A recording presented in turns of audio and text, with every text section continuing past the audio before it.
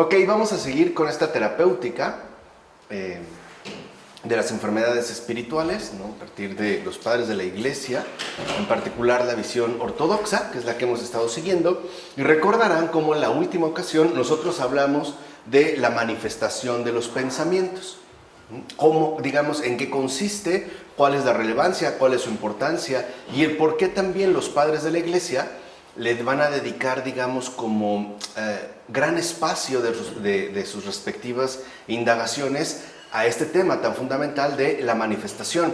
Sobre todo cuando ya entendemos, por así decirlo, las referencias específicas que tienen que ver con esta manifestación y que, por ejemplo, van a remitir, y es en lo que hoy en día, en esta ocasión nos vamos a centrar, en el combate contra los pensamientos.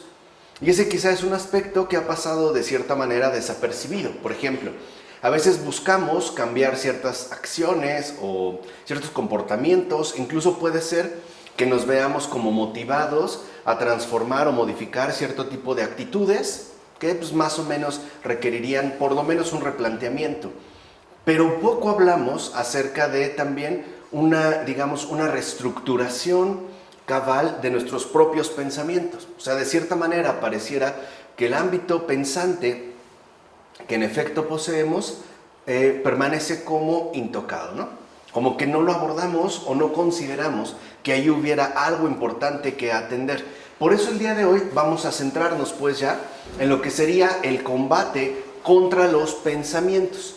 Y el primer rasgo de este combate tiene que ver en efecto con el combate interior. Entonces estamos hablando del combate contra los pensamientos en su primer fase, ¿no? Vamos a decirlo de esta manera, que remite a el combate interior. Y en la estrategia terapéutica de curación espiritual, que es lo que hemos venido, ¿no? Desarrollando a lo largo ya de varias clases, el combate contra los pensamientos ocupa un lugar por demás central. O sea, ni siquiera se trataría de algo secundario o irrelevante, sino que es algo por demás central dentro del conjunto estratégico que la terapéutica de curación espiritual nos ofrece, ¿no? Lo primero entonces que podemos mencionar es que no es suficiente para la curación espiritual abstenerse de toda acción mala, como a veces pareciera que reducimos esta cuestión. Por ejemplo, buscamos abstenernos de toda acción mala, ¿no? O sea, por ejemplo, no cometer ya ningún pecado de acción no es sino una primera etapa. No es de hecho ni la más importante ni la definitiva, ¿no? No es suficiente pues abstenernos de toda acción mala.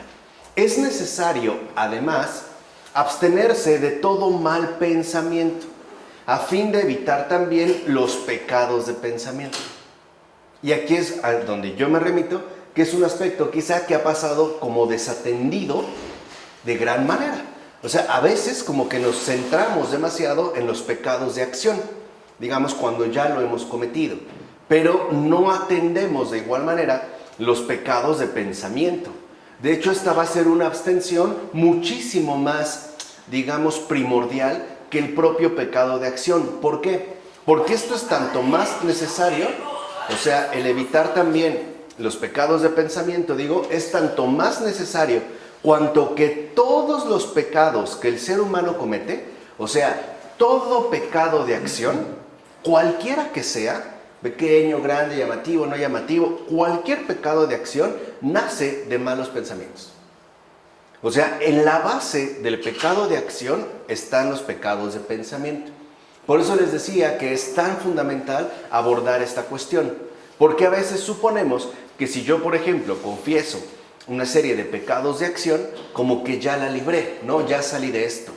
Pero en realidad, si yo solo me quedo en el pecado de acción y no atiendo o no combato el pecado de pensamiento, al final estaré metido como en una especie de círculo vicioso, ¿no? Es como cortar el pasto, pero este pasto va a volver a brotar, porque estos pecados de acción todos remitirían en último término a malos pensamientos, es decir, a pecados de pensamiento.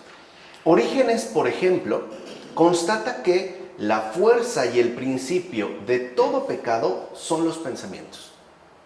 O sea, para Orígenes quedaría claro, pues, que la fuerza fundamental que sostendría todo tipo de pecado radica en el pensamiento. O sea que el pecado, ¿no?, tiene como principio un pensamiento.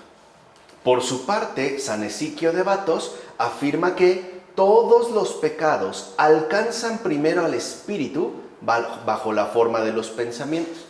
Y aquí es entonces donde entendemos el porqué de atender los pecados de pensamiento.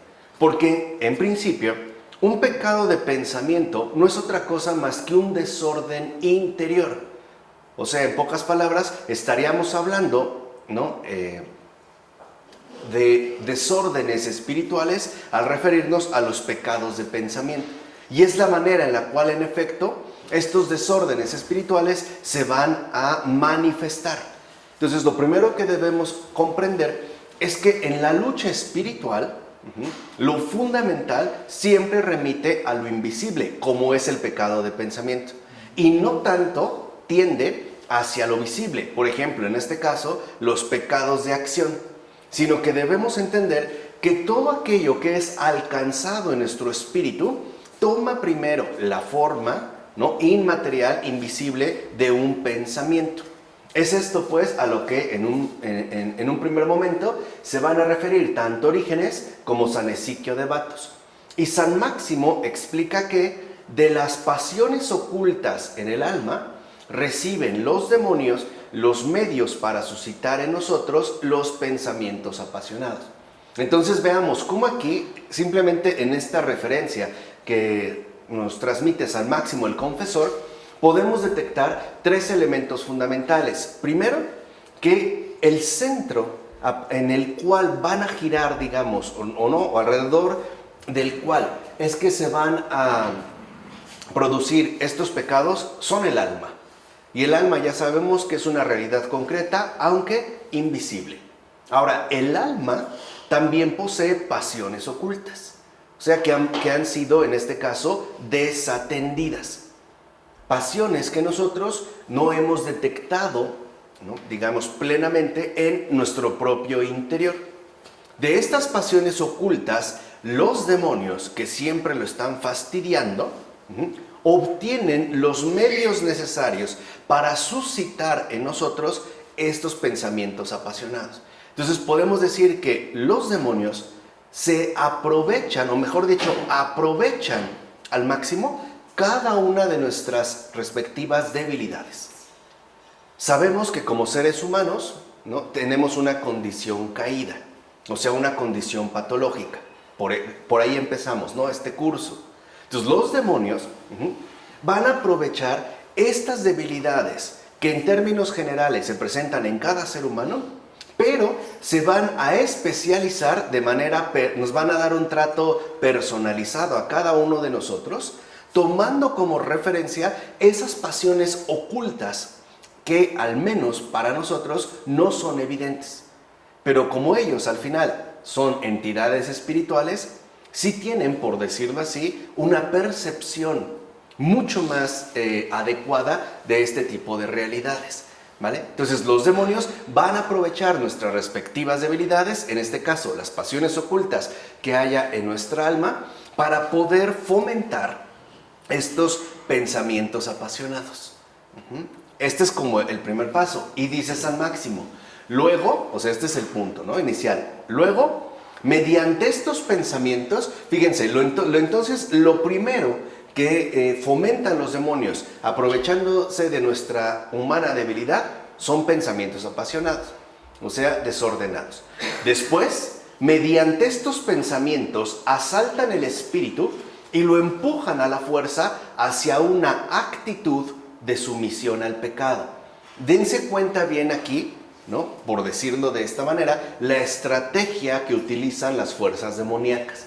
Primero van a suscitar en nosotros un pensamiento. Es apasionado porque al final va contra nuestra naturaleza y se opone a Dios. Una vez que lo han, digamos así, ¿no?, sugerido este pensamiento, entonces a través de este mismo pensamiento van a realizar el ataque a nuestro espíritu. y lo van como a empujar a la fuerza hacia una actitud de sumisión al pecado. O sea, no nos invitan directamente a cometer pecado, sino a estar dispuesto a. ¿Cómo es que van a alcanzar esta actitud de sumisión al pecado? A través de que nosotros consintamos el pensamiento apasionado. No van, por así decirlo, luego a la acción, sino que lo primero que están buscando es esta actitud de sumisión al pecado.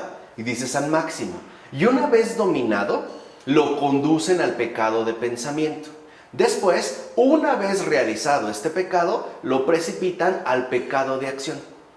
Por eso les decía, o sea, una vez que nosotros hemos cometido un pecado de acción, no sé, por ejemplo, un adulterio, pongamos por caso algo ya muy llamativo, este pecado de acción se dio gracias a que antes de la actualización del adulterio, o sea, antes de llevarlo al acto, nosotros ya lo habíamos consumado, por lo menos en nuestro pensamiento. La idea, pues, ya se había consolidado en nuestro espíritu. Y a su vez, esta consolidación de la idea en nuestro espíritu se debió a que previamente habíamos asumido una actitud de sumisión al pecado. Así fue. Entonces, si lo vemos, por ejemplo, cuando Adán y Eva son tentados en el paraíso, lo primero que en efecto va a promover el demonio con Eva es una actitud de sumisión al pecado, o sea, que le haga caso a lo que él está diciendo. Eso es lo primero, o sea, engancharlo, ¿no? Y después le va a introducir un pensamiento, que sabemos que el Génesis lo expresa bastante bien cuando menciona, seréis como dioses. Es una idea, le está sugiriendo un pensamiento. ¿Por qué, digamos, se enganchó este pensamiento? Porque previamente Eva ya había asumido una actitud de sumisión al pecado. Ya le había puesto una total, ¿no?, atención. Y ya de ahí, evidentemente, lo que sigue, si lo ven, el demonio en ningún momento le dijo, come. Toma y come. En ningún momento le dice que coma. ¿Por qué? Porque lo fundamental ya se había realizado.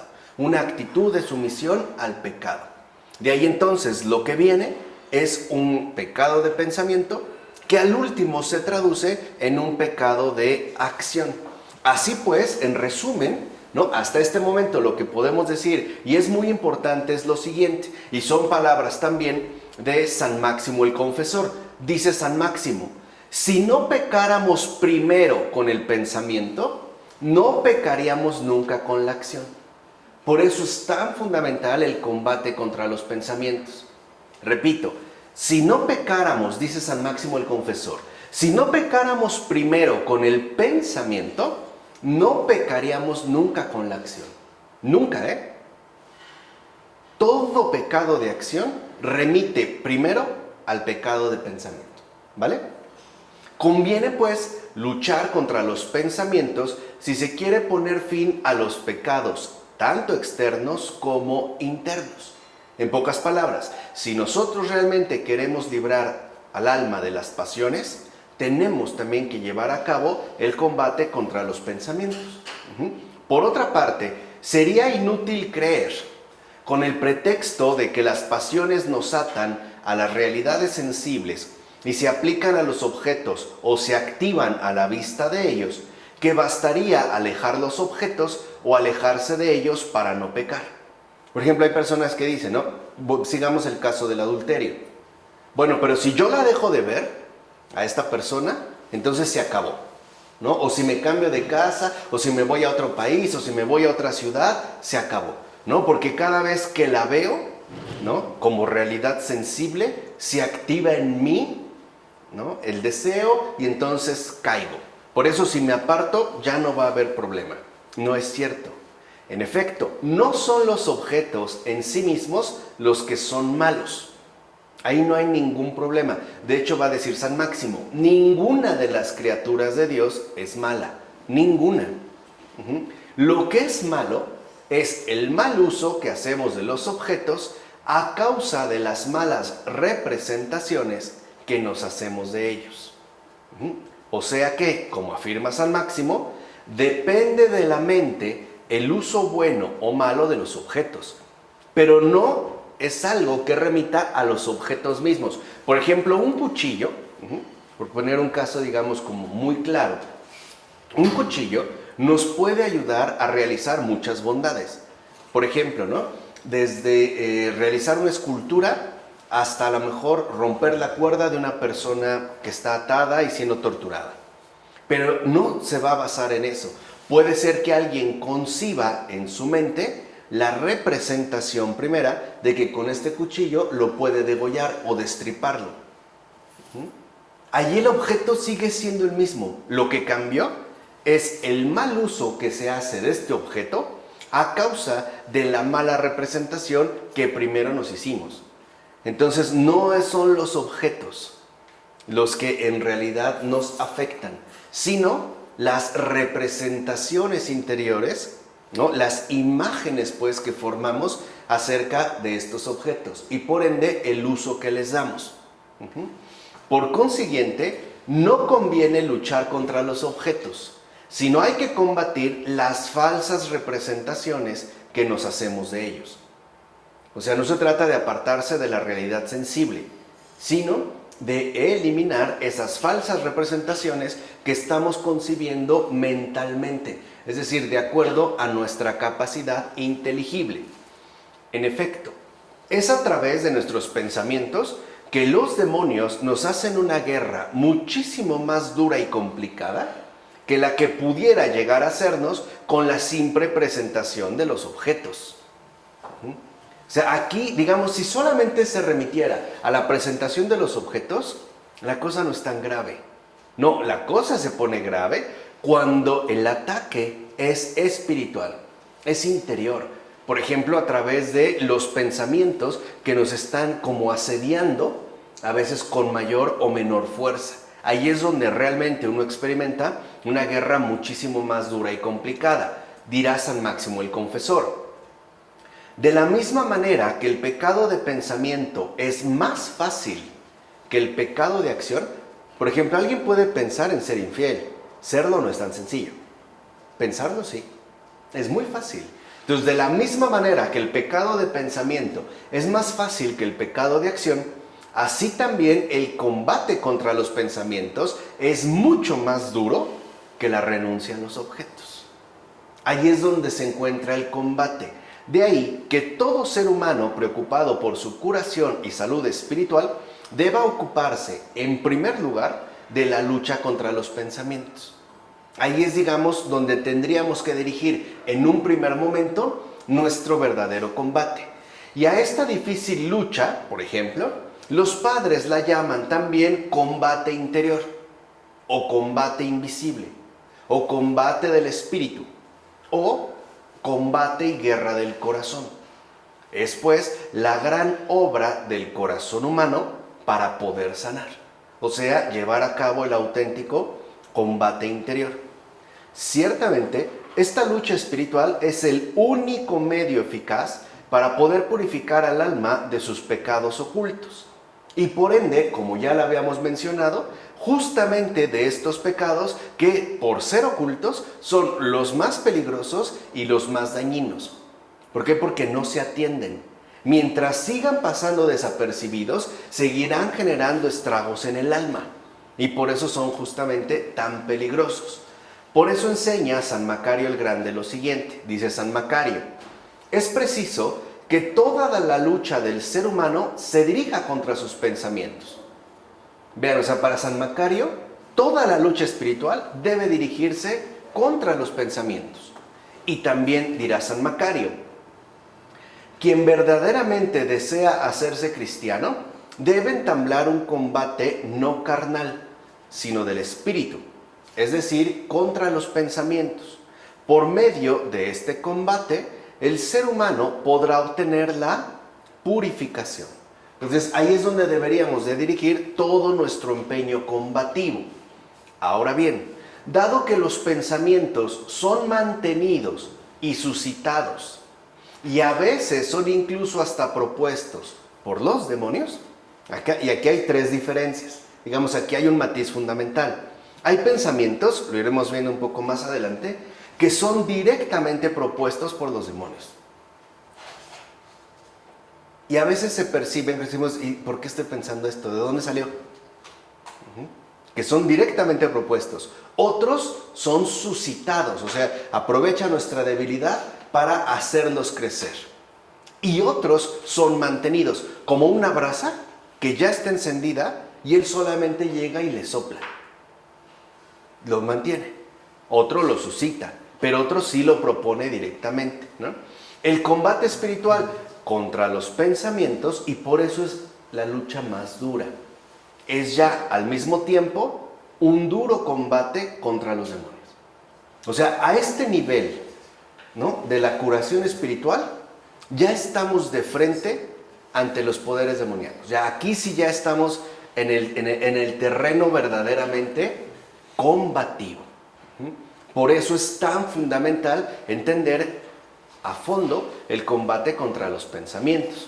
El apóstol Pablo, por ejemplo, sitúa claramente este combate cuando escribe: no tenemos que luchar contra la carne y la sangre. O sea, no son las demás personas, ¿no?, contra lo que yo tengo que dirigir mi combate, sino contra los principados, contra las potestades, contra los príncipes de este mundo tenebroso, contra los espíritus malvados de los lugares celestes, como lo dice claramente en la carta a los Efesios, capítulo 6, versículo 12. O sea, ahí es donde se encuentra el lugar concreto y específico de nuestro respectivo combate espiritual. Así pues, este combate no hace sino responder, fíjense, en tanto guerra defensiva, a la verdadera guerra ofensiva, permanente y sin cuartel, que los demonios emprenden contra el ser humano en todo momento y en cualquier lugar. El demonio en este sentido no descansa. Siempre nos estará rondando, los demonios en general, nos van a estar rondando de manera permanente, ¿no?, con una ofensiva constante, es decir, manteniendo, suscitando o bien provocando pensamientos una y otra vez,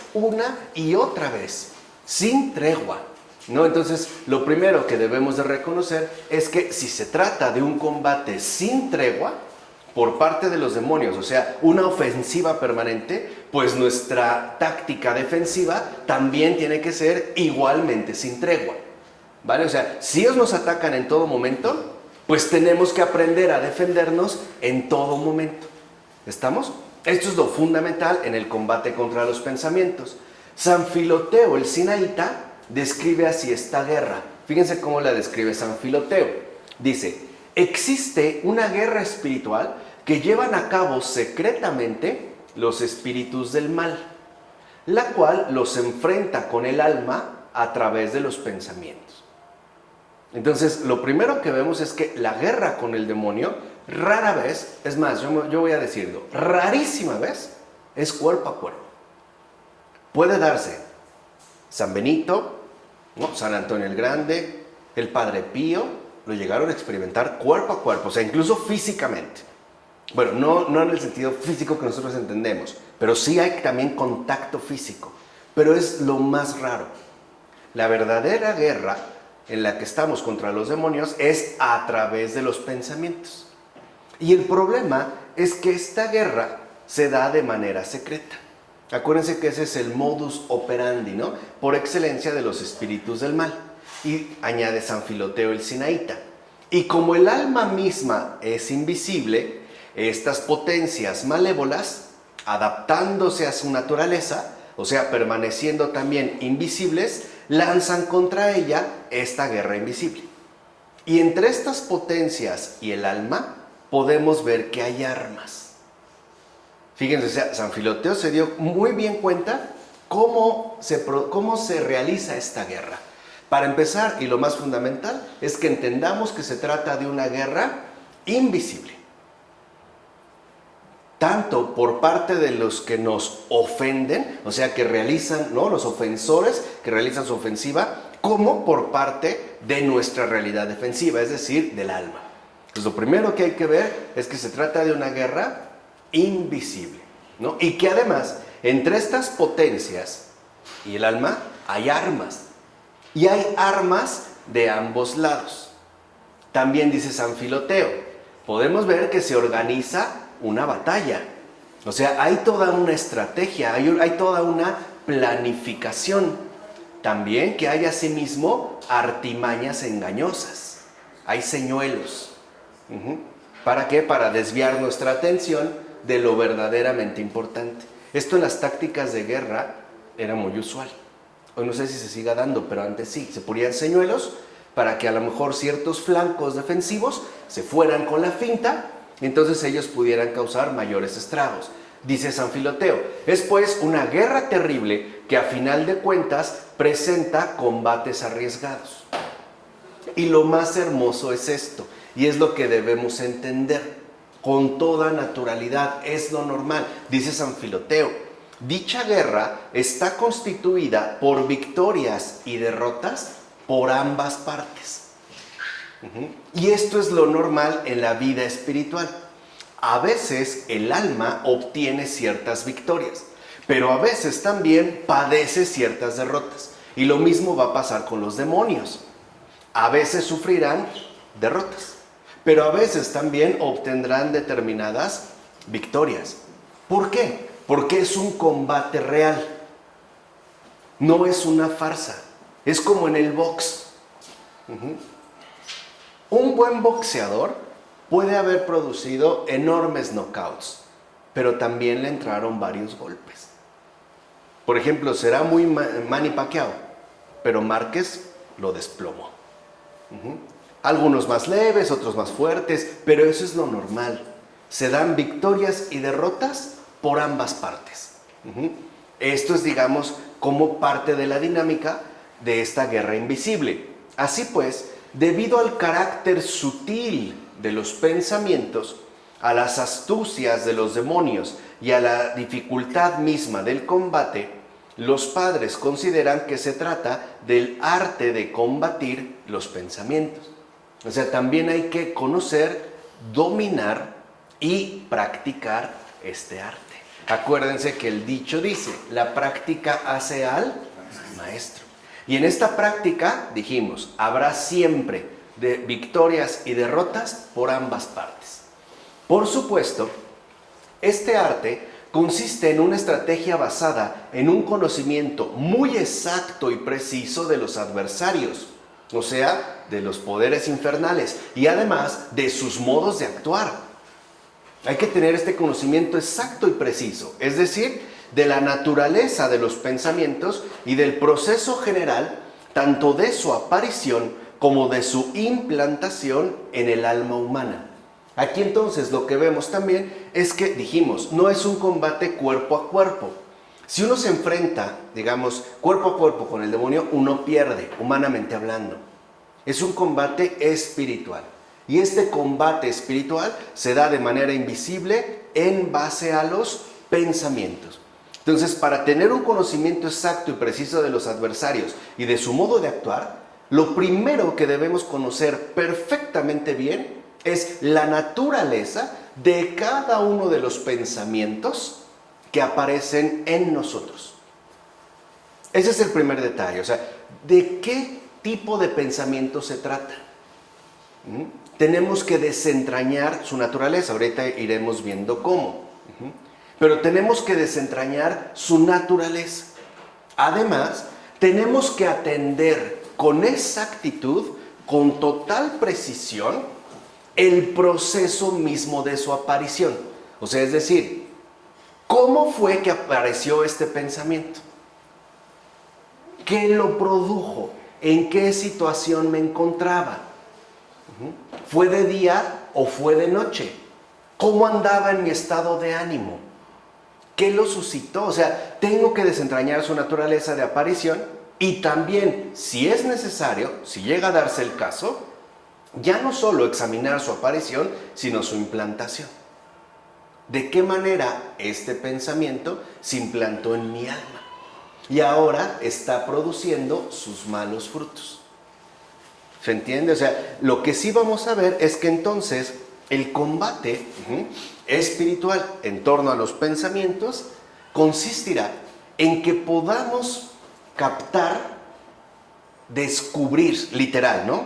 Descubrir de inmediato la naturaleza de cada uno de los pensamientos que aparecen en el alma, sin darles oportunidad a que se implanten. Eso ya es estar ya en combate. Entonces, el combate interior es justo la implementación de esta estrategia. Y eso es lo que vamos a ver. Ese ya es el combate espiritual. Ya implementar, ¿no? Llevar a la práctica esta estrategia. ¿De acuerdo? Entonces, el primero dijimos, el combate interior. Y lo que debemos de ver a continuación, y es el punto número 2 dentro de este panorama del combate de los pensamientos, es el doble origen de los pensamientos. Todo pensamiento humano tiene siempre un doble origen. Eso es lo que yo traté de hacer claro en el curso que dimos sobre filosofía católica. Se los dije desde los epígrafes, ¿no? Esa voz que está como detrás. Les decía, es curioso que mentes tan brillantes de grandes filósofos hayan incurrido en tan graves errores. Quizá haya sido porque no atendieron al doble origen de los pensamientos. Y aquí se podría hacer una revisión muy interesante de la filosofía en conjunto, que yo no voy a hacer, ¿verdad? Pero se podría. ¿De acuerdo? Entonces, para empezar, conviene saber que el origen de los pensamientos es en efecto doble. Vean, el origen de los pensamientos es doble. Por una parte, este depende de las disposiciones y predisposiciones propias del ser humano. O sea, el origen de los pensamientos depende de nuestra naturaleza, de la situación concreta en la cual nos encontramos y que se va a expresar por medio de las disposiciones, pero también de nuestras predisposiciones. Y por otra, o sea, esa es la primera parte, también es cierto que en este origen de los pensamientos interviene y se hace presente la actividad demoníaca.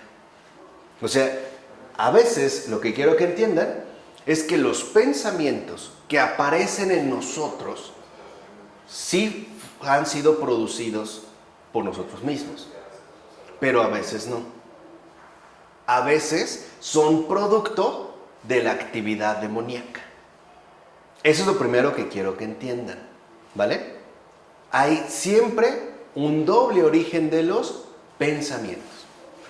O es algo que nosotros en efecto suscitamos, o por el contrario, se trata de algo que no suscitamos nosotros.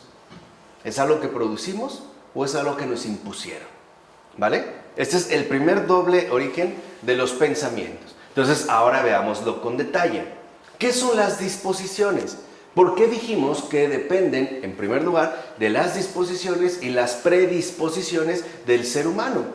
Porque las disposiciones del ser humano son sus pasiones, que como hemos visto, se manifiestan primero por medio de los pensamientos. Es aquello pues a lo que ya, debido a nuestra condición patológica, estamos dispuestos a. Como cuando alguien ya está dispuesto a, esas son nuestras disposiciones. Es parte pues, ¿no?, de nuestra propia constitución. Y las predisposiciones están constituidas por el recuerdo del mal. Fíjense, y esto es algo que a veces también no se le da la debida importancia, o sea, la huella que dejara en su alma las pasiones, las faltas o las negligencias pasadas. Toda falta, toda negligencia, toda pasión, en síntesis, todo pecado deja en nosotros una huella. Por ejemplo, un alcohólico buscará volver a beber no solo por la ansiedad que tiene en ese momento, sino por el recuerdo del mal ya experimentado. Ya lo ha vivido. Y eso es lo que le motiva. ¿Se entiende? Y lo mismo pasaría con un adicto y lo mismo pasa con cualquiera de nosotros. Entonces intervienen dos cosas. Vamos, en síntesis, nuestro presente y nuestro pasado. Una persona que en su vida ha probado las drogas, ni por casualidad se le ocurriría o sentiría ganas de drogarse. En tanto predisposición. A lo mejor puede sentir curiosidad, pero no es lo mismo a llevar ya en el alma el recuerdo del mal. O sea, la huella que dejan las pasiones.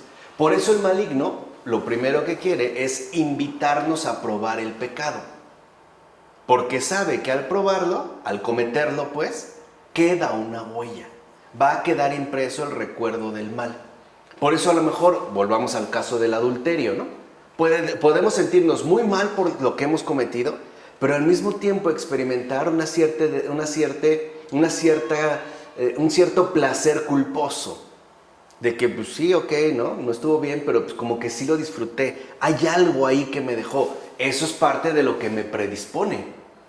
O sea que en nuestra naturaleza se encontraría, por una parte, la situación presente que tenemos y por otra parte, todo el historial que nos viene acompañando. Por eso San Marcos el monje, de hecho, define la predisposición como una reminiscencia, o sea, un recuerdo de malas acciones anteriores. Y esta reminiscencia de malas acciones anteriores es lo que nos reconecta de nuevo con el pecado sugerido en este momento. ¿Se entiende? Entonces, en un primer lugar aparecen disposiciones, nuestro estado presente, pero también nuestras respectivas predisposiciones. O sea, la huella que ya ha quedado registrada en nosotros en el alma.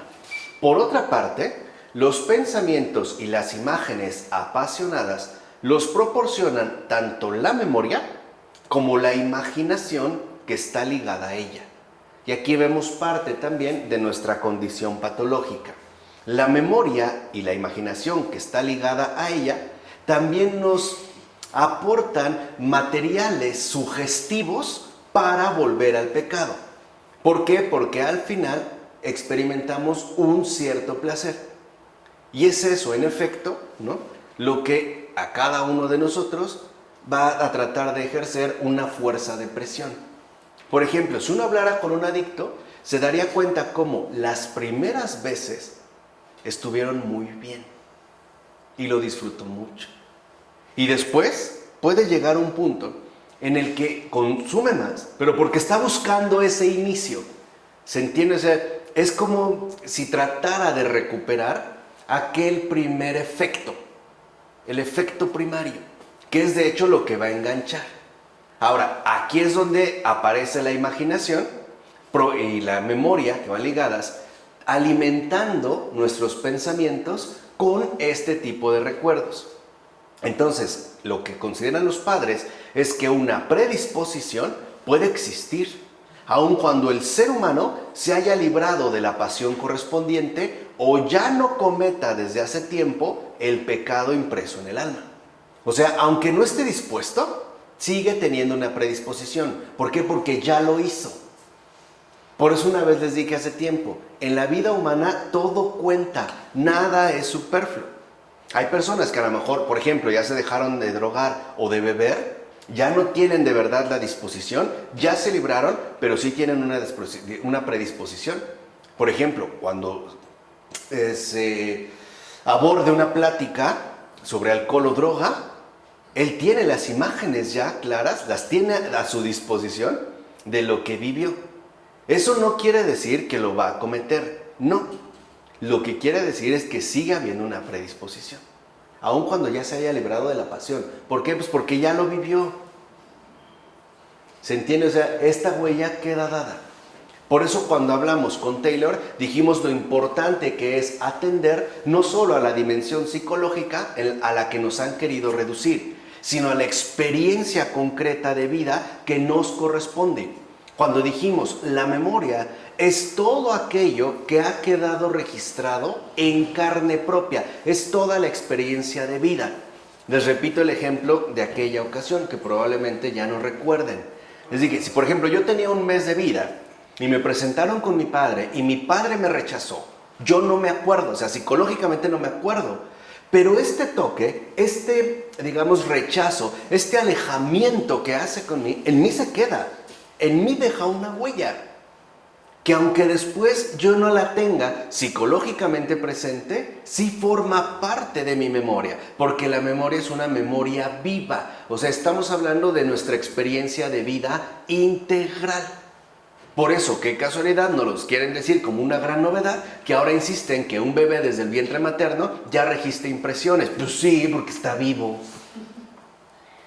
Como si fuera algo inaudito, ¿no? Insólito, que nos acaban de revelar. Pues no, eso ya se sabía desde hace mucho. desde hace muchísimo tiempo. Por eso es tan fundamental que no solo atendamos a las disposiciones, en pocas palabras, que también esté muy consciente de aquello que, aunque lo he superado, juega en mi contra.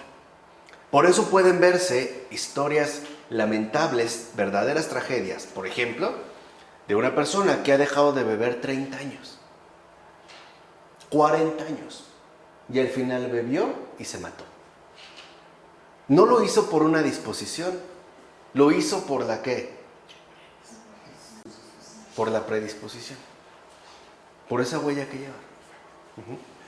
Que aunque ya ha superado la pasión, aunque ya no comete ese pecado desde hace mucho tiempo, esta predisposición le puede hacer pasar una mala jugada.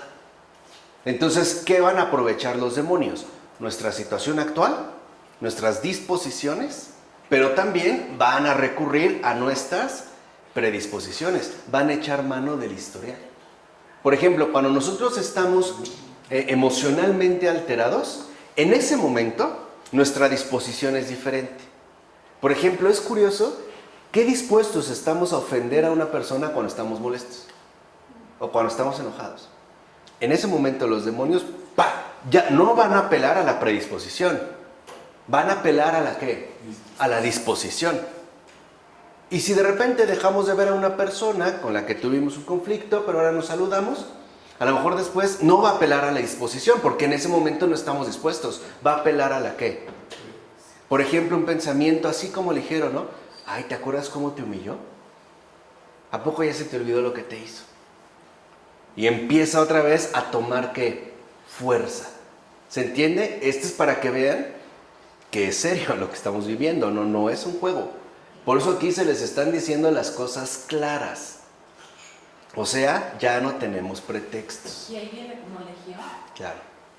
Pero, o sea, lo que quiero que entiendan es que les quede perfectamente claro, tan claro como una buena cachetada, donde ahí no hay dudas. O sea, nadie de nosotros nos han dado una cachetada y dijimos, perdón, no te entendía. ¿Me lo repites? No, ahí quedó clarísimo. Que les quede claro el terreno del combate espiritual en el que nos encontramos. Entonces, lo primero que debemos entender es, si estos ataques demoníacos vienen de acuerdo a nuestras disposiciones de ahora, en el momento, o bien se están fortaleciendo, no en mi disposición, sino en mi ¿qué? Predisposición, o sea, en mi pasado. ¿De dónde carajo está tomando la fuerza? ¿Vale? Este es el primer paso. ¿Vamos? Ok. En otras palabras, además de los pensamientos actualmente voluntarios, hay también en el alma pensamientos actualmente involuntarios que antaño sí fueron voluntarios. Y este es, digamos, como la referencia que ahorita estamos mencionando. Por supuesto, tales pensamientos no son voluntarios en tanto consecuencias. O sea, yo no estoy queriendo voluntariamente que esto se presente, no. Pero sus causas sí son de carácter voluntario, aunque pretérito. Aunque ahorita yo no esté dispuesto a hacer tal o cual cosa, antes sí lo estuve. Y de ahí es donde toman su respectiva permanencia. Porque, en síntesis, aunque ahorita en mi vida ya no es una disposición, se mantiene como una predisposición. Por eso se acuerdan que una de las grandes lecciones de Pavel Florensky era: el pasado no pasa del todo, algo queda. Es la gran enseñanza patrística. Acuérdense, lo que hace Pavel Florensky es reunir, ¿no? Recabar toda la sabiduría patrística y ponerla al servicio, ¿no? De la inteligencia actual. Filosofía, ciencia, matemáticas, con su genialidad que tiene. Pero sus raíces son patrísticas y él nunca lo escondió. Él mismo lo dijo. De ahí eran sus fuentes. Por eso ahora estamos viendo de dónde las ha tomado. Por eso la lección central, que incluso en las cartas que le escribiera a sus hijos ya desde el Gulag, ¿no? Les insistía una y otra vez en que el pasado no pasa del todo, algo queda. Por eso debemos de ser muy cuidadosos en qué nos metemos. No porque sea fácil salir, sino porque ya queda una huella que después puede ser usada en nuestra contra. Es como una persona, digamos, o un niño, que de repente se acercó y vio una película de terror. Y esa impresión le puede durar toda la vida, ¿eh? Toda la vida. Ay, ¿cómo hubiera gustado no verlo? Sí, pero ya lo viste. Ya quedó una impresión. ¿Por qué? Pues porque estamos vivos. Entonces tenemos que entender primero si los pensamientos que tenemos son correspondientes con nuestras disposiciones o por el contrario, están viniendo de acuerdo a nuestras predisposiciones. Por eso San Marcos el monje dirá que los pensamientos involuntarios nacen de un pecado anterior. Y los voluntarios nacen de la libre elección de la voluntad propia. Por lo que queda claro que los segundos son responsables de los primeros. Entonces quiere decir que muchos de los pensamientos que ahorita nosotros tenemos son efectos de hechos pasados. Y que ahí van a estar como rondando. Como, digamos, más o menos apareciendo, surgiendo de acuerdo a las circunstancias. Esta es la parte humana. Ahora bien, la otra fuente de los pensamientos humanos es la actividad demoníaca. Esa es la otra fuente. Y es una actividad que actúa sobre el alma de manera indirecta. De hecho, un poco para que lo entiendan, el demonio no se nos mete a la cabeza. Él no puede entrar y salir como se le dé la gana. No puede. Es más, en la mayoría de los casos, insisto, no nos puede ni tocar. De verdad, ¿eh? Ni un pelo. Algunos sí. Pero a la inmensa mayoría no. Pero lo que sí puede es influir. Esto sí. Y lo puede hacer de manera indirecta. De hecho, es el único modo que realmente puede. Lo que está a su alcance es hacerlo de manera indirecta. Entonces veamos. Su actuación indirecta, en efecto, puede ser, por ejemplo, fíjense, por medio del cuerpo. Hay a quienes el demonio, ¿no?, establece su guerra por medio del cuerpo. Por ejemplo, mediante los sentidos. Se sienten corporalmente excitados o débiles.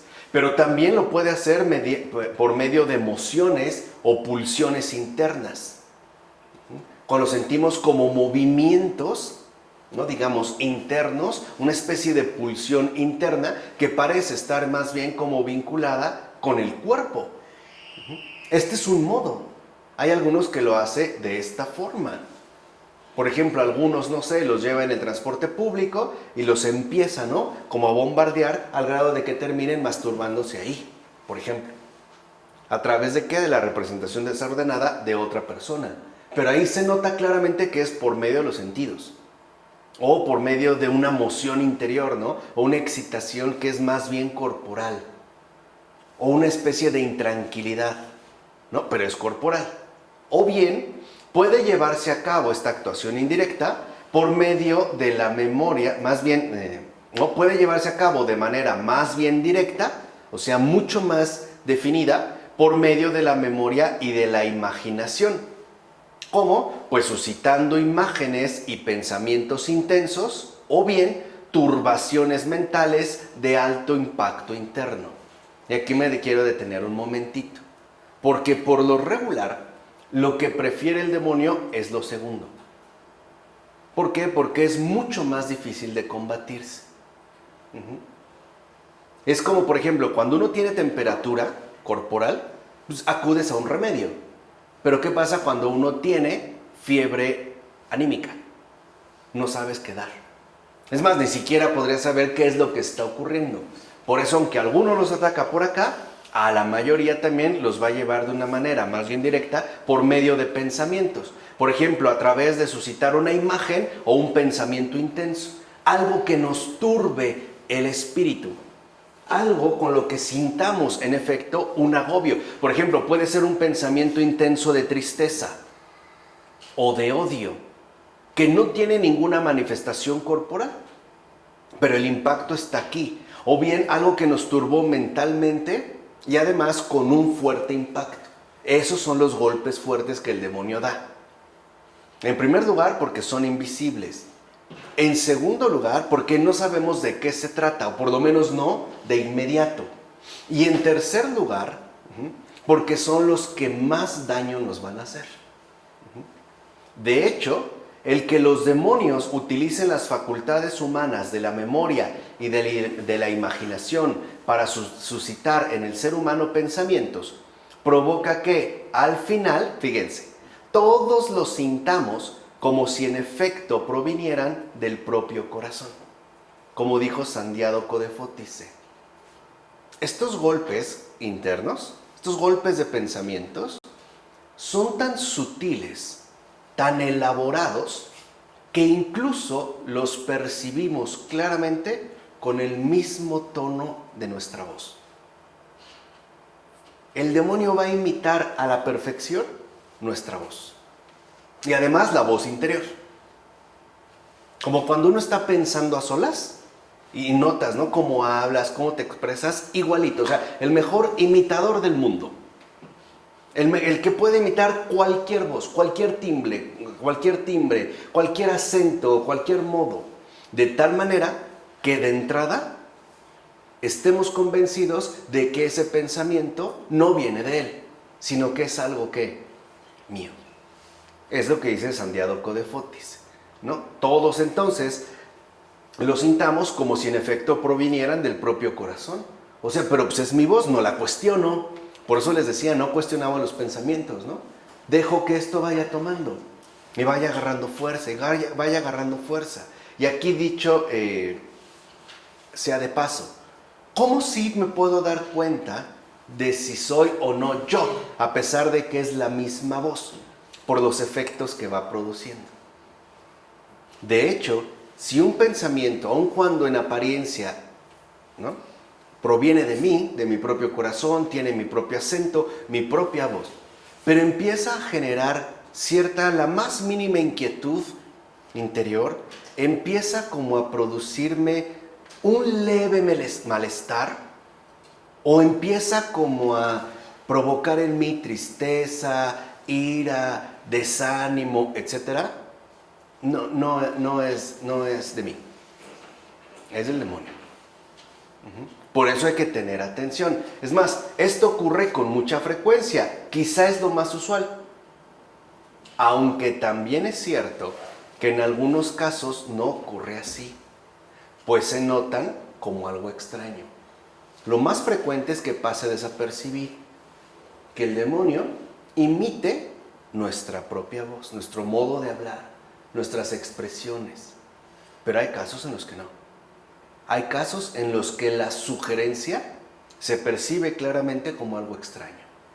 Y a veces decimos, como que, ¿quién me está hablando? ¿Quién me dijo esto? O sea, de inmediato noto que hay alguien o algo extraño tratando, ¿no?, como de ejercer una cierta influencia en mí. Hay personas que lo han dicho, por ejemplo, al cometer crímenes muy fuertes, que unas voces le decían qué hacer. Nunca dijo, yo pensaba, no, me decían. O sea, el hecho de que distinga, ¿no?, que diga, me decían, es que de entrada reconoce que esas voces o lo que fuera eran algo extraño. Y a veces, no, tenía un trastorno mental, es psicológico. Pues no, no siempre. No siempre. A veces sí se da el caso donde se puede notar como algo extraño. Ahora bien, la mayoría de las veces los demonios suscitan los pensamientos apasionados sobre la base de las disposiciones y o de las predisposiciones que hay en el ser humano. En eso se van a basar. O sea, pocas veces van a establecer un ataque tan directo, porque es muy riesgoso. Es como decir que pocas veces va a enfrentarse a campo abierto. Generalmente no. Generalmente, como suele hacer, en tanto parásito, se va a aprovechar de lo que encuentre. O bien de nuestras disposiciones, o bien de nuestras predisposiciones. Por eso San Isaac el Sirio escribirá al respecto algo muy importante. Dice San Isaac, en todas las tentaciones, condénate a ti mismo como causante de que te sucedan. Porque aquí hay una gran estrategia demoníaca. ante una tentación, lo primero que hacemos es que el demonio cómo me tienta, ¿no?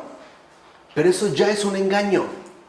En efecto, cuando la tentación es persistente, quiere que tú le estés echando la culpa al maldito demonio para que no atiendas que la causa está en ti. ¿Se entiende? O sea, ahí está una estrategia, que desvíes la atención. Es que no me deja en paz, es que no sé qué, y entonces todo va contra él. No, en realidad lo que busca es que no acudamos, ¿no?, a nosotros mismos para reparar estas debilidades, sino que en efecto estemos como dirigiendo nuestra atención en un sentido equivocado. Como dijera San Máximo, de las pasiones ocultas en el alma reciben los demonios los medios para suscitar en cada uno de nosotros los pensamientos apasionados. De ahí es donde lo van a tomar, de ahí. Por su parte, San Juan Casiano dirá que el alma, al igual que el cuerpo, es atacada por la enfermedad allí donde ésta presente uno o varios puntos débiles y por ende vulnerables. Por eso les dije, ¿de qué saca provecho el demonio? Pues de nuestras propias debilidades. De ahí. No es que él precisamente, ¿no?, esté tentando y nos haga caer. ¿No? Simplemente aprovechó la debilidad que hay en cada uno de nosotros. Esto quien también lo vio muy bien fue San Ignacio de Loyola. Por ejemplo, en una de las imágenes que da del demonio, dice que el demonio, ¿no?, es un enemigo que antes de establecer un ataque, empieza a rodear la fortaleza. Acuérdense que el tiempo de San Ignacio es el tiempo de la caballería, y donde todavía existen, ¿no?, las fortalezas. Dice, y antes de atacar, la ve de arriba abajo, la espía, la revisa, y si encuentra que en un muro, en la muralla, ¿no?, la muralla protectora de las antiguas fortificaciones, hay un punto débil, por ahí va a entrar. Es más, San Ignacio de Loyola decía, nunca te va a atacar de frente, porque sería demasiado riesgoso. Sería exponerse fácilmente a una humillación, que es lo que no aguanta. Por eso lo que va a hacer, y esa es la imagen que nos transmite San Ignacio de Loyola, nos va a empezar a rondar a cada uno de nosotros. Por ejemplo, dar un caso, ¿no? Nos empieza a rondar y dice, mira, no sé, un caso, ¿no? Claudio, vamos a ver. Y lo empieza a rondar. Dice, no, intelectualmente Claudio no está bien protegido.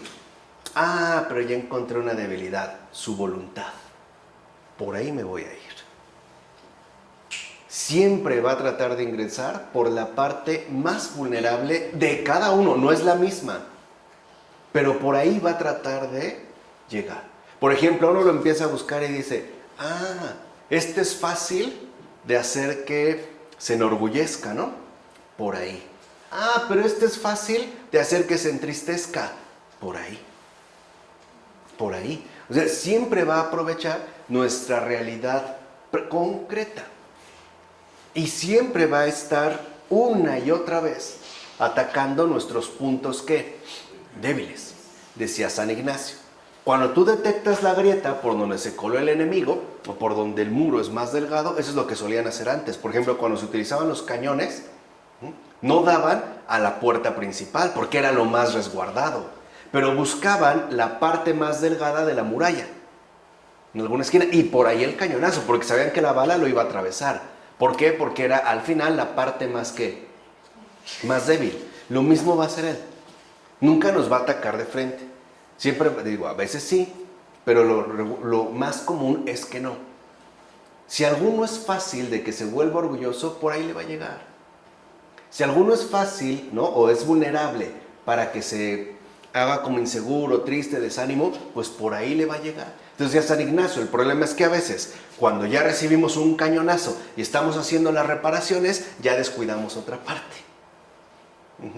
Entonces, así como él está rondando, por eso les decía, y es un combate sin tregua, pues también sin tregua nosotros tenemos que estar vigilando. ¿Vale? ¿Vamos? No obstante, hay que saber que los demonios pueden igualmente proponer al ser humano pensamientos o imágenes que no tengan relación alguna ni con sus disposiciones ni con sus predisposiciones interiores. También se da. Aunque también es cierto que aquí puede darse la ilusión de que tales representaciones proceden de él mismo. Como señala San Macario el Grande, existe una malvada potencia adversa que extravía secretamente al género humano. Eso es lo que yo quise decir en filosofía católica. Hay una tremenda potencia adversa, ¿no? Yo, manifesté como el poder de la mentira, ¿no? A grandes rasgos, que extravía secretamente al género humano, lo conduce hacia el mal y le enseña invisiblemente, o sea, en el corazón, toda clase de impiedad. Como consecuencia, los seres humanos ya no tienen sino que realizar lo que les ha sido sugerido en secreto, en función de la libre voluntad de cada uno. La mayoría no sabe de dónde vienen estas sugerencias, pero creen que se deben a una tendencia natural, como si fuera lo más normal del mundo.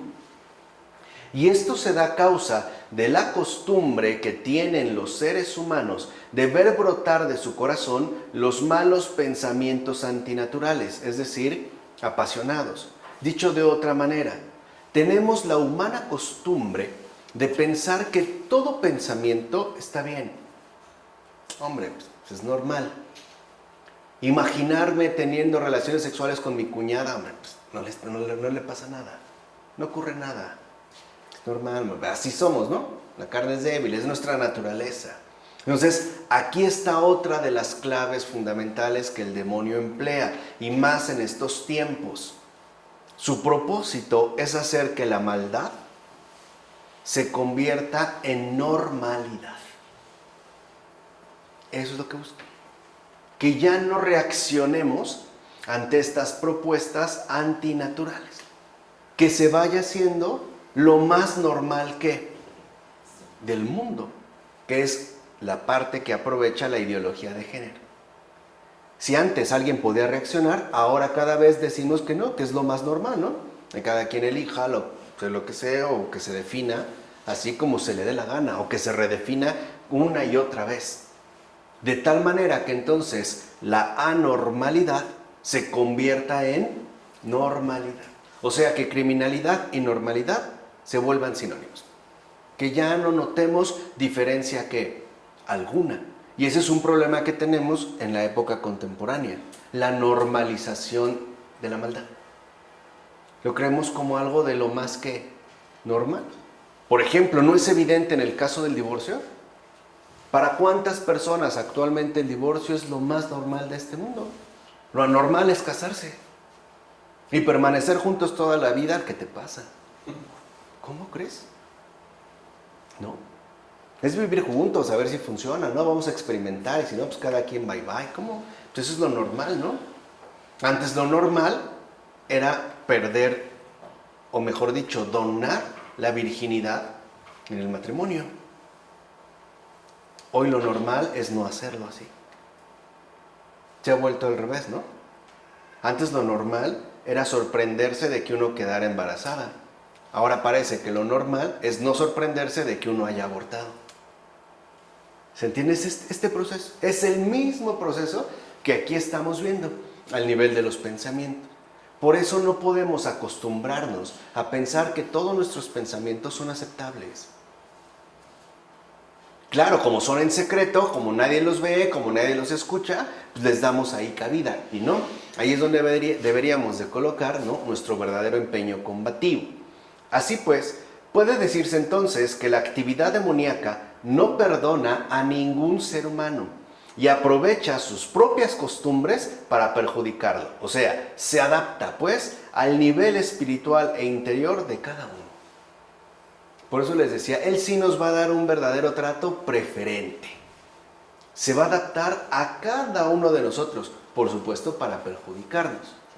De modo, fíjense, que hasta los mismos santos, que mediante una ascesis teantrópica han alcanzado la impasibilidad y han obtenido la purificación de sus faltas pasadas, tienen que hacer frente también a unos pensamientos que les proponen los demonios directamente. Los padres subrayan incluso que la actividad demoníaca se acrecienta a medida que se avanza espiritualmente. Pero a veces pensamos, y es como una idea falsa también, ¿no? De que los santos han sido muy tentados mientras más santos son. O que mientras más cerca de Dios, peor nos va con el demonio, ¿no? Estamos más expuestos a sus garras. O nos va a remoler como salsa tatemada de molcajete, ¿no? Con el tacolote y nos va a hacer pedazos. Pero no es así. Hay que entender que, claro, se acrecienta. Pero se acrecienta porque se hace muchísimo más sutil. Si uno crece espiritualmente, pues el combate va a ser mucho más que espiritual.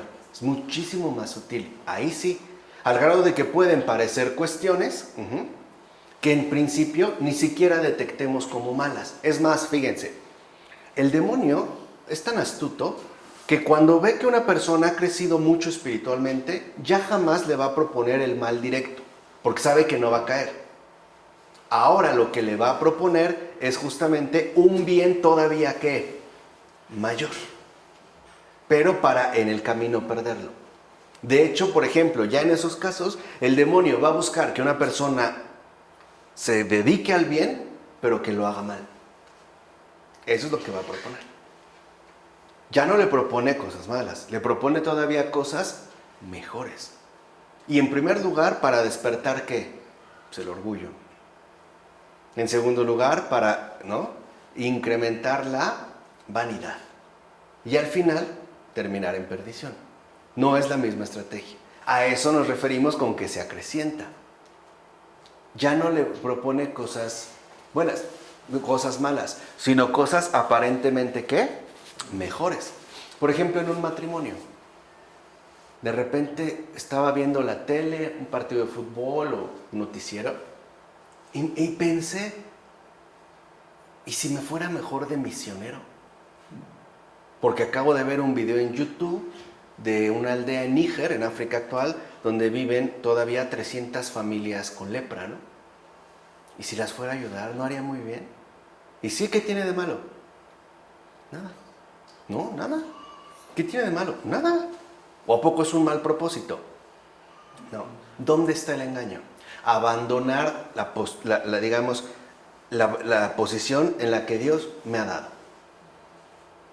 Renunciar a lo que estoy y quererme ir a realizar cosas más grandes. Y entonces esto estaría motivado por el orgullo. A eso es a lo que nos estamos refiriendo. No es porque ya entonces uno va a ser azotado y desgarrado de las costillas por los demonios. No es eso. Se vuelve mucho más sutil. En este sentido, un conocido dicho patrístico afirma, fíjense, que el ser humano debe contar con la tentación hasta su último suspiro. Es decir, que tendrá que luchar hasta su último aliento contra los pensamientos sugeridos por los demonios. Hasta el último momento. Algo que, por ejemplo, ya había mencionado Job. ¿Qué dice Job en el capítulo 7, versículo 1? ¿Acaso no es tentación toda la vida de los hombres sobre la tierra? A eso se refiere. Por ejemplo, a Santa Catalina de Siena, ¿no? Que el demonio también la atacaba y la atacaba y la atacaba y la atacaba. Al final ya de su vida, en el último momento de su vida, o sea, el demonio esperó, sacó el as que traía bajo la manga y lo dejó al último, hasta el último. Se le aparece el demonio en forma de un joven guapo, atractivo y galante. Se le coloca a los pies de la cama donde estaba Catalina, a punto de expirar. Se le queda viendo, baja la cabeza, se inclina y le dice: Catalina, eres una santa.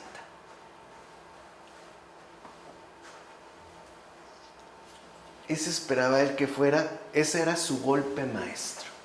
Fíjense, en el último aliento, poder echar a perder toda una vida de santidad, porque ella ya tenía fama de santidad, ya realizaba milagros, ya era reconocida como santa. Fíjense, no llegó a espantarla, a proponerle los terrores infernales, no. Le mostró sus más profundos respetos, dijo: Catalina, Catalina, qué gran santa eres. ¿Y saben qué dijo Catalina? ¿Qué respondió? Dijo: ¿qué? ¿Qué dices?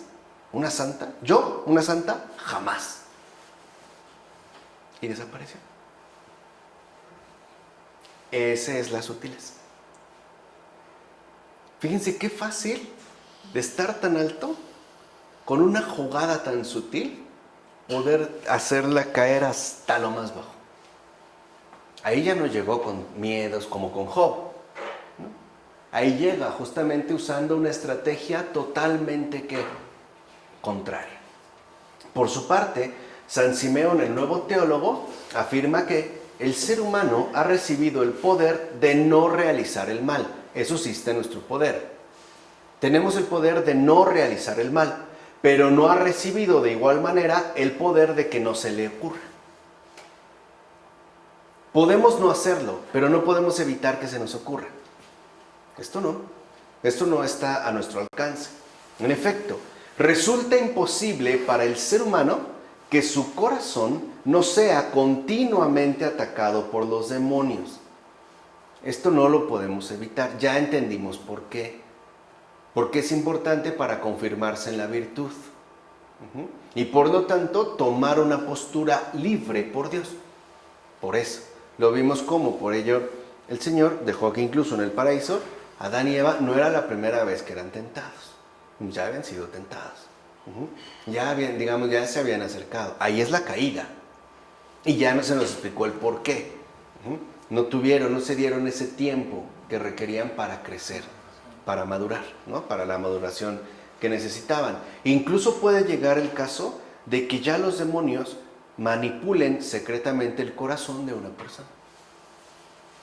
Ya esté literalmente bajo su dominio. Así pues, San Juan Damasceno, evocando en particular los 8 tipos de malos pensamientos, que de hecho corresponden con las 8 pasiones principales, que supongo que ya se saben de memoria, saben bien en qué consisten, cómo funcionan, cómo se eliminan, cómo aparecen y cómo desaparecen, cómo se les combate, porque ya lo vimos. Constata lo siguiente, dice San Juan Damasceno: el que estos 8 pensamientos nos perturben o no nos perturben, forma parte de las cosas que no dependen de nosotros. Eso no. O sea, no depende de nosotros el ser tentado o no ser tentado. Lo que sí depende de nosotros es hacerle caso o no. Eso sí. Eso sí. De fondo, el objetivo que persiguen los demonios al suscitarnos pensamientos no es otro más que mantener las pasiones en nosotros. O sea, mantener en este caso, ¿no?, ya los desórdenes que hay en cada uno de nosotros. Y no se trata de mantener vigentes las pasiones en nosotros para empujarnos al pecado de acción. Entonces se tratará de hacer que éstas vuelvan a introducirse en aquel que ya se había librado de ellas para que vuelva de nuevo a la esclavitud del pecado. Eso es lo que pretenden. No nada más un pecado de acción, sino que volvamos de nuevo a quedar sometidos a la esclavitud del pecado, que es de hecho de la que Cristo nos liberó. Es tanto como decir, no, es mío, este me pertenece, le agrada lo que yo le doy. Acuérdense que Él se presenta como un antimesías por excelencia. Lo vimos ya con Fabrice Ayash. En cualquier caso, se trata de poder apartar al ser humano de Dios y por ende de enajenarlo por completo. Eso es lo que se busca. Además, secretamente. Es más, mientras más secreto, será mejor. Por eso hay personas que pueden no cometer pecado de acción, que incluso se pueden presentar como las personas más religiosas, y no obstante, estar bien sometidas a la esclavitud del pecado. Como a través del dominio que ejerce el demonio en su corazón. Y también lo vimos con Fabrice Ayash. Como el verdadero peligro no está en el ateo, está en el creyente. Ahí es donde entra, digamos, ¿no?, el mayor riesgo. Ahora, desde este punto de vista, cualquier pensamiento aparece como una tentación, tanto más cuanto que, como ya veremos, el ser humano tiene en todos los casos la posibilidad de seguir el pensamiento que se le manifiesta y hacer así la voluntad de los demonios. En esto consiste precisamente la enajenación, es decir, lo más antinatural para nosotros. ¿Qué es lo más antinatural? ¿Qué es la enajenación? el quedar apartado de la voluntad de Dios. Eso es lo que busca el demonio. Enajenarnos, el apartarnos de la voluntad de Dios, porque eso es lo más que antinatural, algo que él sabe por experiencia propia. Él es algo completamente antinatural. Los demonios no son naturales, son totalmente ¿qué? Antinaturales. Natural es un ángel, eso sí es natural. Los demonios no. Por eso van a, digamos, buscar la enajenación y van a correr el riesgo. Porque cuando un pensamiento se presenta en nosotros, ahí está el drama de la libertad humana. Lo podemos seguir y realizar, o lo podemos rechazar y no seguir. Pero no podemos evitar que se presente. ¿Cuántas veces tenemos ya el pensamiento, ¿no?, de que hoy sí voy a hacer tal o cual cosa? Por ejemplo, hoy sí ya me voy a robar esa joyería. Hoy sí ya voy a engañar a mi esposa. Hoy sí ya voy a dar la firma para este fraude. Y ya está el pensamiento, está como acechándonos. Pero al final, lo que va a depender en todo caso es la decisión voluntaria que cada uno de nosotros asuma. De hecho, todos los pensamientos que se presentan al ser humano aparecen así como una prueba constante que puede conducirlo tanto a su perdición como a su salvación, según la elección que realice en cada caso. En efecto, si bien es cierto que el ser humano puede llegar a ceder a la tentación, asimismo es verdad que puede oponerse a ella. Es un riesgo. ¿Y por qué ha corrido el Señor ese riesgo con nosotros, sus criaturas? Porque es el riesgo de la libertad. De otra manera, no seríamos más que máquinas, esclavas de un poder que nos somete. Aquí no. Por ejemplo, es cierto que sí podemos ceder a la tentación, pero ¿no también es verdad que podemos oponernos? ¿Cuántas veces no cedimos a una tentación? Pero también hay veces en las que nos hemos opuesto. Dijimos al inicio, en este combate real hay victorias y derrotas, ¿qué? Por ambas partes, ¿no? De los dos. Sí, es cierto, a veces podemos ceder, pero también nos podemos oponer. Y esto es en sí lo que nos va a hacer crecer. ¿Qué tanta oposición nosotros vamos adquiriendo o asumiendo con respecto al mal? Por eso San Isaac afirma lo siguiente: la tentación es útil a todos los seres humanos. O sea, que se le puede sacar ¿qué? Provecho. No es que la necesitemos, pero sí puede ser útil. Le podemos sacar provecho. Por eso el Señor, hay gente que dice, no, ¿y por qué no? Si cayó el demonio, ¿por qué no lo extinguió y todo feliz? No, porque también nosotros necesitamos crecer y madurar y tomar una decisión definitiva, por él o contra él. Ese es el riesgo que, digamos, se corre. E incluso va a exclamar a propósito de la tentación, San Isaac el Sirio, ¿no? Gloria al Maestro que en los remedios más ásperos nos trae las delicias de la salud. No sé si alguna vez han experimentado el oponerse a una tentación. Se siente bien. Así como quizá hemos experimentado el haber cedido a una tentación. Se siente mal. No se siente mal. Pero es algo que vamos adquiriendo por experiencia. El propio apóstol Santiago subraya esta función positiva de la tentación al decir que, tras haber sido probado, el ser humano recibirá la corona de la vida. Lo dice en su carta, ¿no? Capítulo 1, versículo 12. En síntesis, mientras que cada pensamiento que se presente es para aquel que está habitado por las pasiones, una real ocasión para liberarse de ellas y de purificarse de sus pecados, quiere decir que es para bien, ¿no? El que yo me oponga, el que yo realmente ya le marque un alto, ¿no? Y combata contra él, es para quien vive conforme a las virtudes una ocasión igualmente real de fortalecerlas y acrecentarlas. O sea que en todo caso el mal no tiene nunca la última palabra. Como escribe San Barzanufio a uno de sus hijos espirituales, es lo que me cae re bien.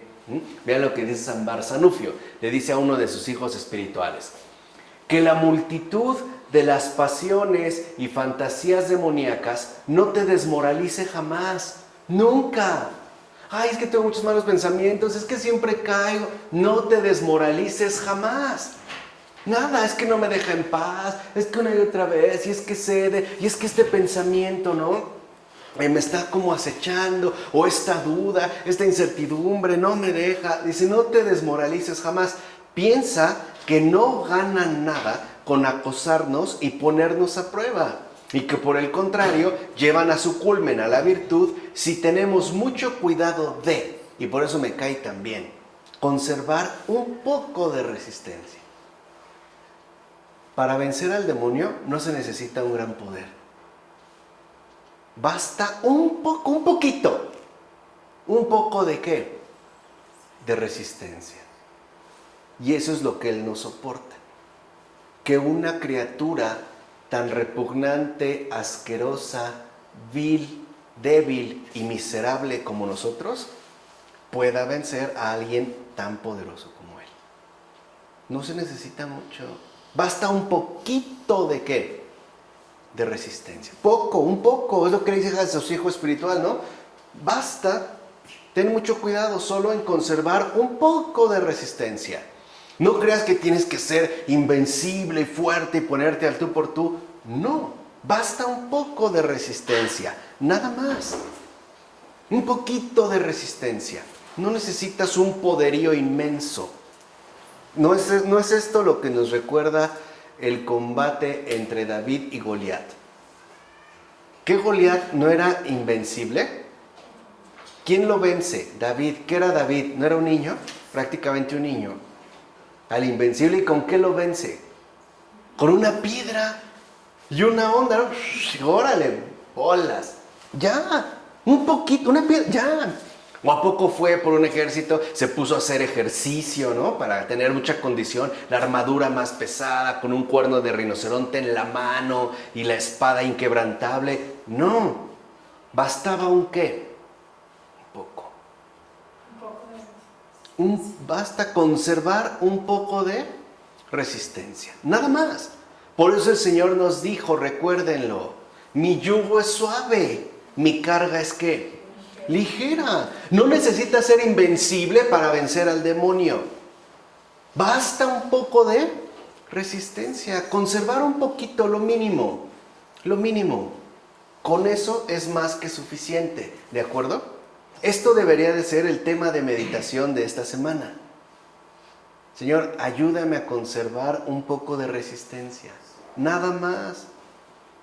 Nada más. Como David. Un poquito de resistencia.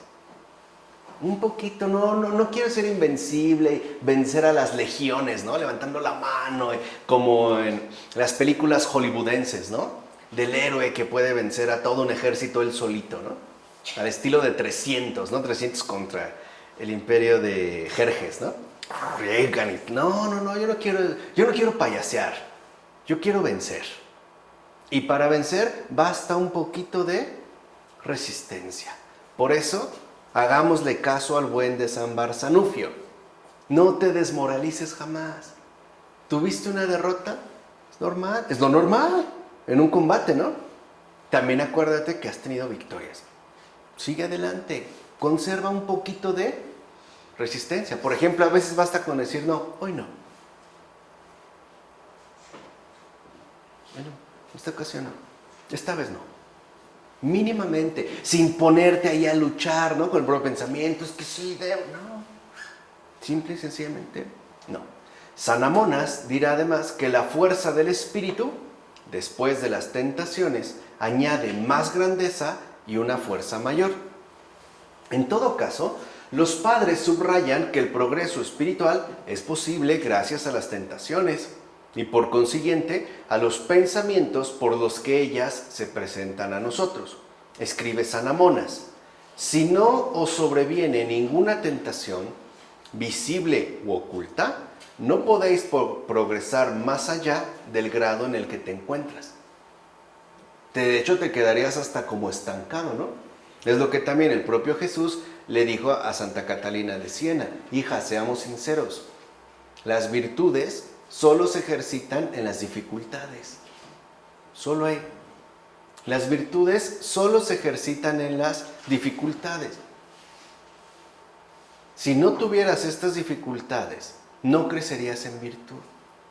te estancarías mediocremente en una falta de crecimiento. Y acuérdense, el Señor nos quiere a lo grande. Y para llegar a eso grande, basta un qué, un poco. Por eso escuchemos bien a Jesús, lo dijo, ¿no? El que se enaltezca será ¿qué? Humillado. Y el que se humille será engrandecido. El que se engrandece y dice, no, pues yo sí domino el demonio, a mí no me ve la cara, a mí no me engaña, es humillado bien cañón, de verdad. Y todos se dan cuenta menos él. El que se humilla es el que, no, la verdad yo no puedo. Ya con el declarar su derrota, ya venció. Porque ya no va a acudir a sus propias fuerzas. Ya sabe ahora quién va a luchar con él y a su lado, ¿no? Por su parte, San Antonio el Grande ve en las tentaciones una condición necesaria para la salvación. Dice San Antonio, quien no ha sido tentado no podrá entrar en el reino de los cielos. En efecto, se ha dicho, está citando un apotegma, suprime las tentaciones y nadie se salvará. Así pues, de la actitud del ser humano respecto a los pensamientos dependerá del todo su destino espiritual. En efecto, por el asentimiento a los pensamientos nacen y perduran las pasiones y en consecuencia toman los demonios posesión del alma. O bien, aquí sí, continúan morando allí. En cambio, por el rechazo de los pensamientos puede el ser humano, con la ayuda de Dios, liberarse de sus pasiones y progresar en la virtud, y por ende puede unirse a Dios y crecer en esta unión. Sin embargo, si no tiene cuidado, el ser humano se deja arrastrar enseguida por los pensamientos que se le presentan. De hecho, hay un momento en que resulta fácil rechazar el pensamiento, otro en el que se hace difícil y otro en el que tal rechazo se vuelve casi imposible.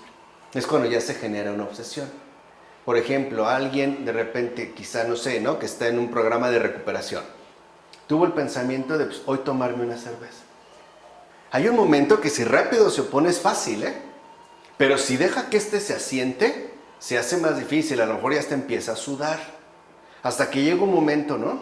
En el que va a tener que pedir como Ulises que lo amarren a un poste porque si no, se va a perder. De eso están hablando aquí. Así pues, combatir los pensamientos requiere un conocimiento preciso del modo en el que estos actúan sobre el alma. Y asimismo requiere, además de dicho conocimiento, tener un saber preciso de la actitud más conveniente que el alma debe adoptar frente a ellos. De hecho, los padres han señalado que la tentación obedece siempre a un mecanismo invariable que comporta distintos momentos. Eso es lo que vamos a ver la siguiente ocasión. El mecanismo invariable que comporta distintos momentos de la tentación. O sea, el mecanismo de la tentación. La tentación funciona exactamente de la misma manera. O sea, su modus operandi siempre es el mismo. Y se compone de distintos momentos, los cuales se corresponden con la evolución de la actitud del ser humano frente al pensamiento que se le propone.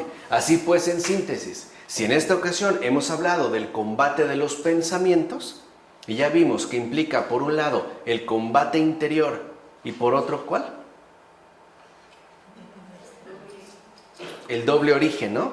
De los pensamientos. Y ya espero que haya quedado claro para empezar a estar como muy alerta, ¿no? En el combate en el que de hecho ya nos encontramos.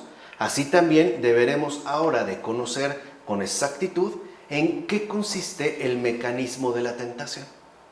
Y nos daremos cuenta cómo es este mecanismo el que hemos padecido una y otra vez.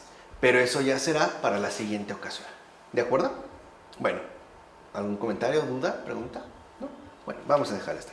En nombre del Padre, del Hijo, del Espíritu Santo. Amén.